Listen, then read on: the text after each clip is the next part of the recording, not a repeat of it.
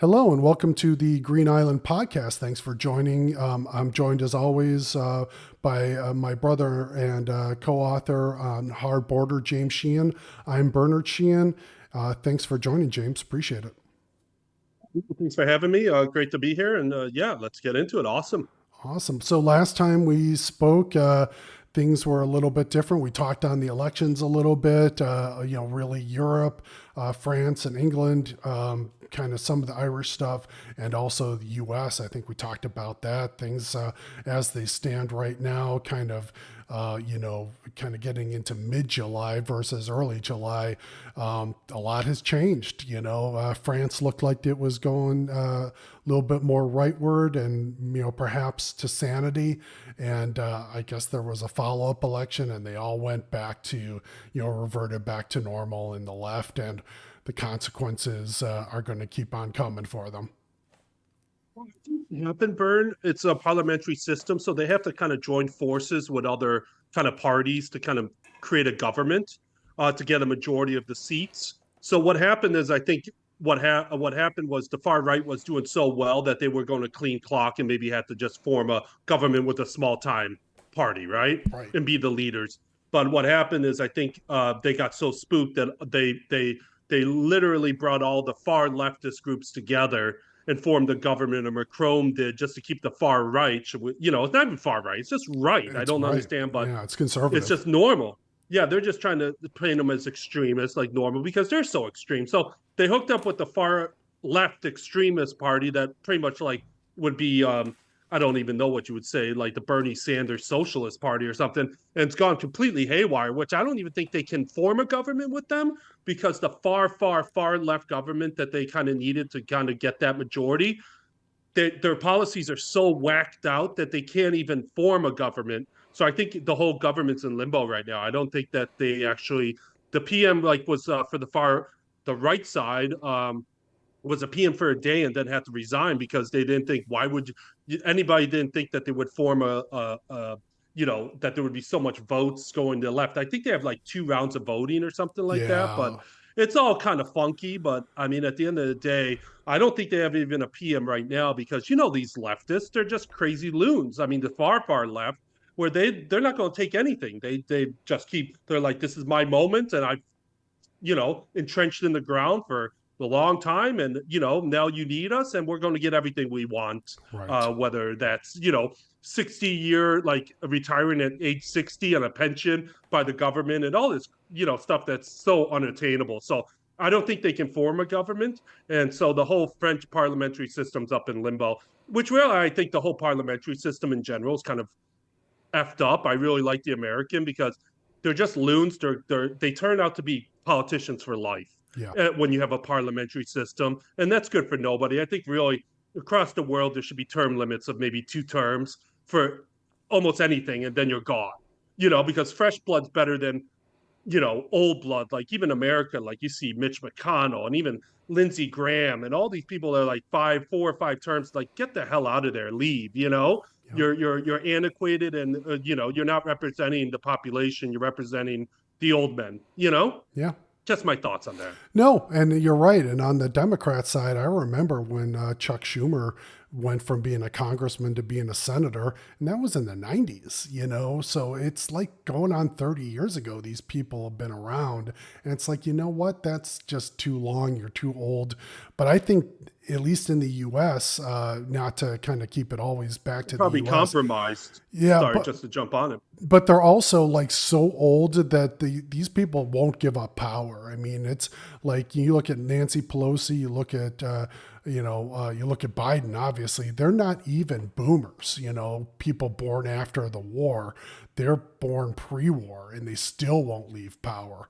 These people are just clingers, until the very bitter end. And now, to switch over to the US for a little bit, you're still seeing it, and the whole place is up for grabs because you've got a guy who's senile and old, and him and his wife won't leave.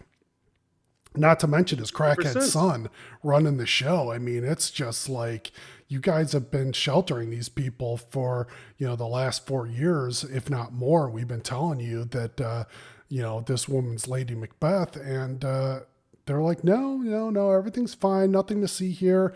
And now it's blowing up in their faces, and it should be blown up in their faces. It's at the perfect time. But like you say, things were going right and then they're going left.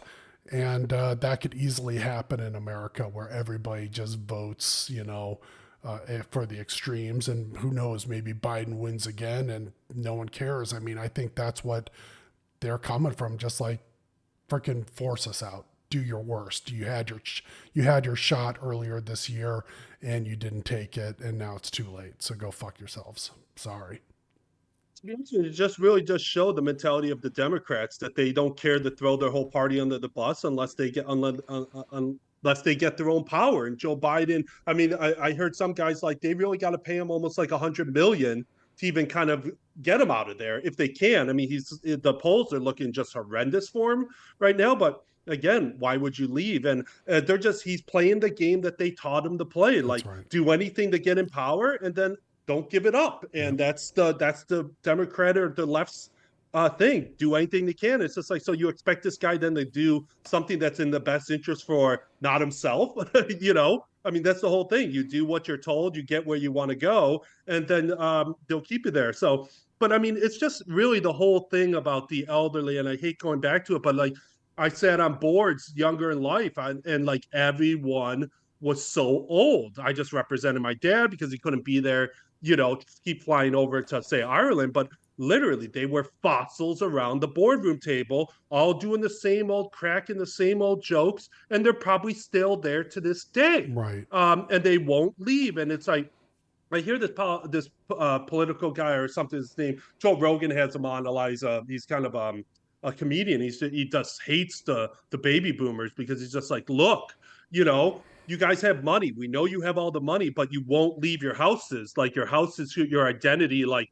I'm so rich. Look at my big house. And they're like 80 years old, but then the people with all the families can't build and get into a house because there's not enough stock because the people, that like their whole identity is their big mansion and there's like two people living in an 8-bedroom house, and they Right. won't sell up for the family to come in there. And this is the exact same with politics, boardrooms, everything. It's the fossils that are rough, and they don't give a shit. And the dangerous thing is like, hey, I'm not going to be here in 10 years, so I'm going to get what I want, and I don't care what happens after that. That's your problem, you know? Yep, exactly. And that's the truth. And that is also the baby boomers. And the person you're referencing there is Tim Dillon. He's the one that he's even got a Right. book coming out about the baby boomers, how awful they are. But it's not just them, it's them and that previous generation who just will not, they've got the money, they've got the power, and they're just kind of like, I mean, I think we've spoken about it too, that the baby boomers are the most, at least in the US, the most selfish generation. And I think it really showed during COVID when, any other generation throughout history, going back to biblical times, you would do anything to save your sons and daughters. The next generation was way more important than you, and nothing is more important than them. They were happy for everybody, for their sons and daughters to go off and and lose their jobs and everything else, as long as they were comfortable, because they were so selfish. Even the, you know what I mean? Just the mentality, not the fact that they had to give up their lives, but they were not going to change or do anything different. So that's just the way they See are. it in And Social Security and everything. Like they'll vote to save Social Security. It doesn't matter if it kills the country. And then there'll be no Social Security after they're gone in 20 years or 15 years. And yep, they just don't care. no, It's like, well, that's your problem. It's like, but you guys spent all the money that was ours. We gave it to you, though, and like, and you have tons of money. I mean, I do kind of some consultancy work, and like with some young kind of startups and stuff. And like, there's a few old guys that are like millionaires that are just kind of doing part-time jobs because they have nothing to do. They still play their 18 round of golf, and it's like, well, I need to stay young somehow. I got to keep my mind active, or my body will follow my mind, and right, that's a legitimate thing. And they're actually, I prefer talking to them because at least they're real to a degree. But it's like no joke where like everybody's there struggling to pay their mortgage, and this guy who's kind of like taking a job away virtually is going off to buy a McLaren or some type of sports car. He's 80 years old, Right. and his next car is going to be an Aston Martin. That was it. It's just like, and he's buying the house next door, and he lives on the beach overlooking, like, he lives in a $3 million house, and he's buying another one. So it's like, do you really need to like work for a job that pays you, 80, 60 grand? Like if you're going to buy a 400 grand car, no, but they like taking up spots. I mean, Yeah. I do like them to talk to, but I'm just like, dude, there's a young person that would love this job, and they have a family and they would like to get in, and you're kind of like blocking them to, Right. so to speak. And that's why I see with all the boards and everything like that, that these old guys, they just want to keep going to the hotels, the cocktail parties. I mean, outlaw cocktail parties, and the world would be such a better place. Yeah. Yep. Close it all up, because man, it's just crazy, and that's how it is, and it's kind of disappointing. But I think we'll probably get our shot, but it's so much later than when our dads got their shot, which is a problem.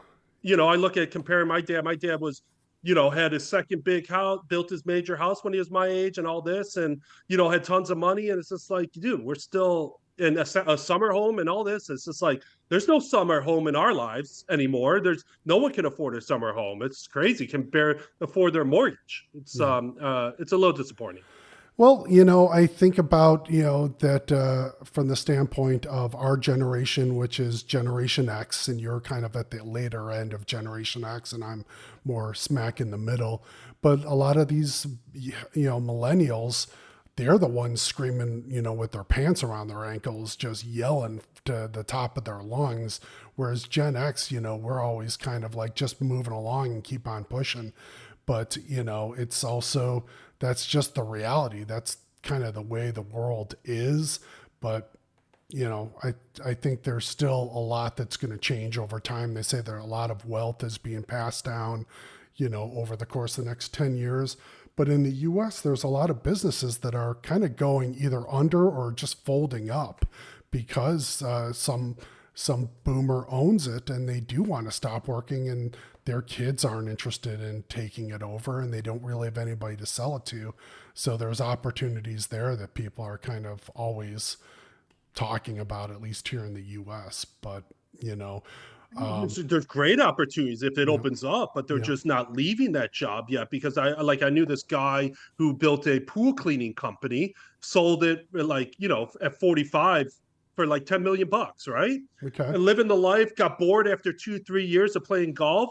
Went back. He's just like, moved, got to, bought a new house, built it, blah blah blah. And he's just like, I went back, and like there was no one. The baby boomers that were running the pool cleaning business where I moved to all retired, and I just started up again, and I just made another $10 million business in a matter of a couple of years, nice, because it was just like I was bored, and it's just like, so I got a double dip, because there's so much availability. But until they leave, and there's just not as many apprentices to know, and everything's being consolidated to big companies and stuff right, like that. So I think with the Gen X though, the millennials do have a lot to complain about, because inflation. Like, I think our generation is probably the best generation, or should we had the best time early life, because our parents were the baby boomers. They had a ton of money, so we got kind of everything we kind of wanted to a degree. But now that we're, have kids and stuff, we're not able to replicate what our parents are doing, and the millennials have no freaking chance to yeah, do it, unless like they're,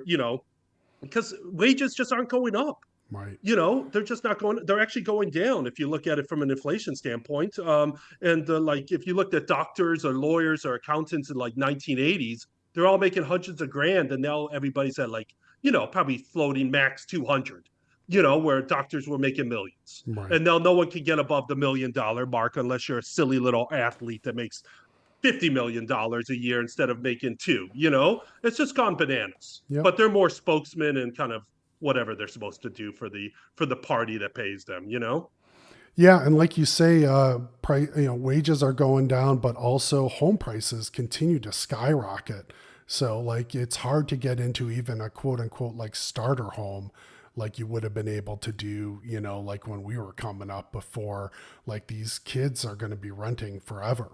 They've got no way to save up for a down payment, much less put money down for a new place. That's going on, at least in the US. And it's also like, it looks like just insane in Ireland that it's impossible for anybody to buy anything, especially, I know I come back to it, But this immigration is putting pressure on who's going to be living where, and prices just continue to go up. 100%, including like Australia, No way. literally, like they don't have fixed mortgages. You get a fixed mortgage for like 4 years, max, and then it goes to variable. So everybody just clicked into a variable. But Sydney's like the most expensive city in the world. And there's such high inflation now because the government, which was a socialist government, there was a should we say a right wing government there for like 20 years to kind of Yeah. maintain it. Government got in after COVID because everybody thought it was the right wingers that screwed everybody. It actually wasn't. But then they just implemented policies and they snuck about 600,000 Indians into the country without telling anybody. And like, why isn't the inflation coming down? Everybody throughout the world doesn't have the same inflation as Australia.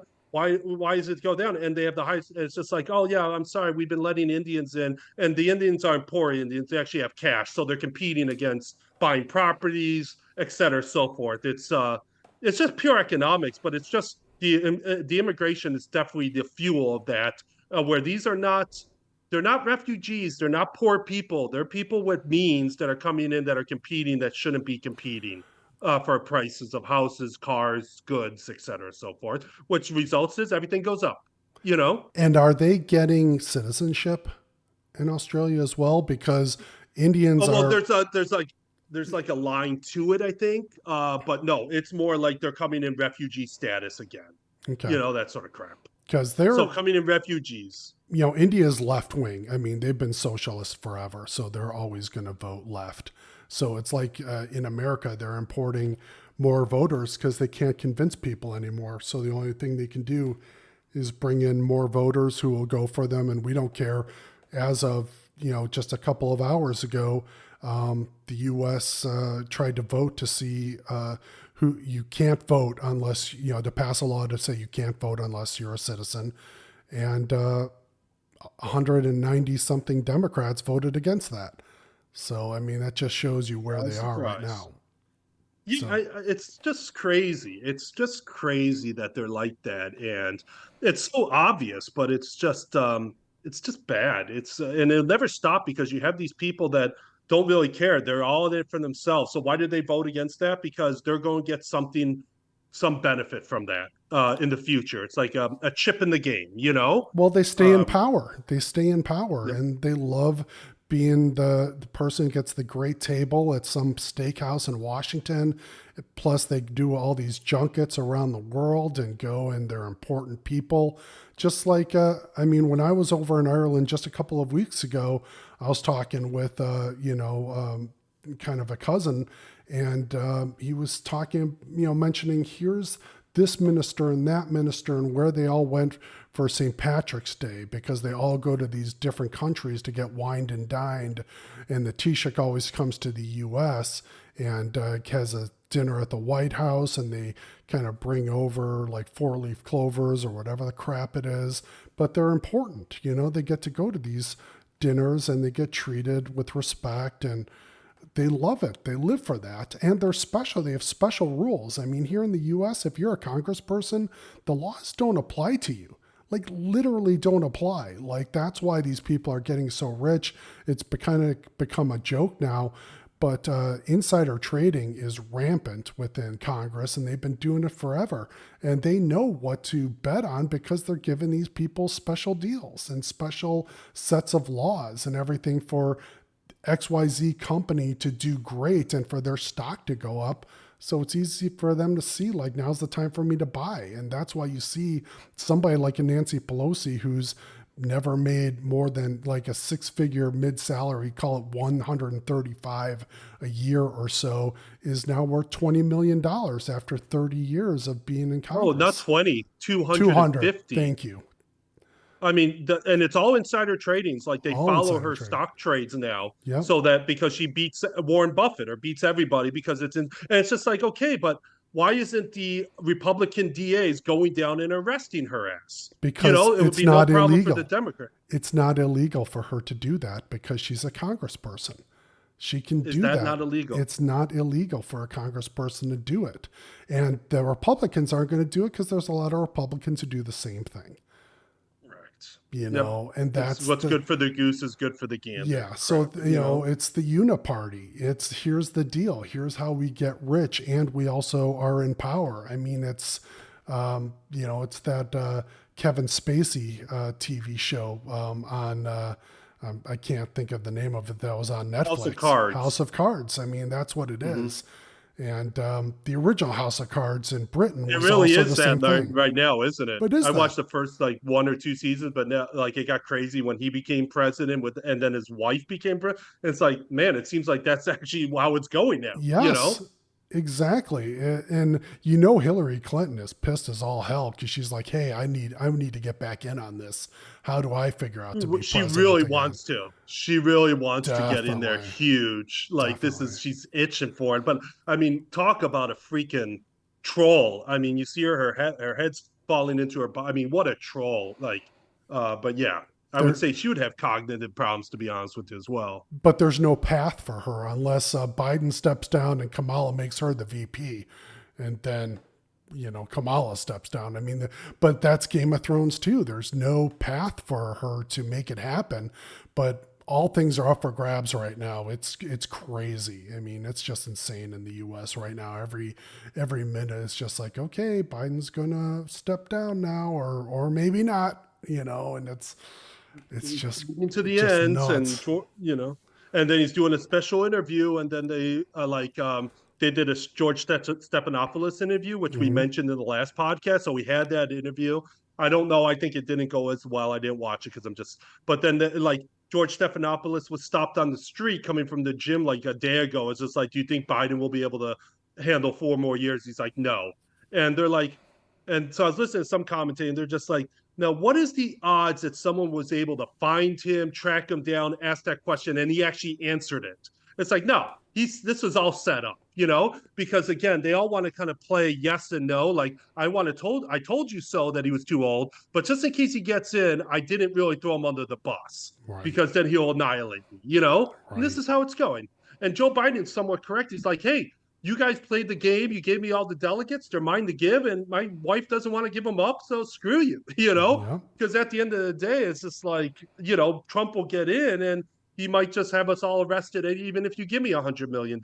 And I would say that's probably what they're calculating. Is just like, we have a lot of crimes, and now that we went after Trump, he's going to come after us, and we actually have crimes that we can go to jail for. yep. And so the 100 million doesn't really make much to me. I need to stay in power and try to get through this somehow. That's But right. I would say it's also the dinners and all the stuff that they really don't deserve. But again, Joe Biden's Irishness is probably coming out quite well in this, and it's like they bet on the wrong guy to kind of do what's best for the Democratic committee. But I think all these politicians just do what's best for themselves. That's right. It's just absolutely crazy. Well, one last little nugget of information that I heard on some podcast or other, that the first lady, Dr. Jill Biden, had the Marine marching band or the Marine band write a quote unquote first lady song for her. When the president is coming in, they always play "Hail to the Dun Chief." dun dun dun dun Yep, dun dun dun dun. that's it. And she had them write a song for her. So that's kind of tells you like the level. I mean, she's as bad as Hillary, if not worse. And She might be worse. I mean, she there's a might be lot of crap in her background that's like even before Joe, that's like really dodgy stuff. Like I to think, say, yeah. she's messed up with like the Durst developer who kind of killed people, and Oh like shit. her husband was cheating on her, cheating on Jill Biden with cheating from Jill Biden with like his ex-wife, some crap like that. But Wow. Jill Biden is not even like she's not even a medical doctor, but she's not even a PhD. No. It's like some weird doctor. Like my wife's a doctor of audiology, right? I don't call her doctor. We don't call her doctor, even though she probably, and like they kind of went through Jill Biden's dissertation, because to become a PhD, it's not hard. I mean, it's hard, but you got to write up one big ass paper that takes you 3 years to do. Right. Apparently, it's so rubbish that it was on education, which is Yes. like, what are you going to do? That's the thing. I So think it's it is education. She's got like a correct. in education or something. Yes, exactly. It's just like, there's no doctor there. It's a joke. And she only got it like why Joe was a vice president. So, I mean, you can almost say that Oprah's a doctor because she has like 8 honorary degrees every time she gives a concession speech, but, it is what it is. Yeah. So, yeah, not much to talk about, but it all relates to Ireland because this is what happened in Ireland all the time. Well, This is we just now we're seeing the world seeing it. that's the thing. We say that it's the laboratory, and all of the things that they've tested there are continuing to go out, and the things that they're still testing in Ireland are continuing to be rolled out worldwide. So, I know we've kind of talked this through. We've got more to talk about, I'm sure, on politics. We're not going to leave it, but we'll try to, this one we were trying to keep light, but, there's just too much going on. So, appreciate it, Jay. Thanks so much for the time, and let's do it again soon. Yeah, I'm so great. Do it next week. Okay, thanks, Bern. Have a Bye. good one. You Bye too. bye. Bye now.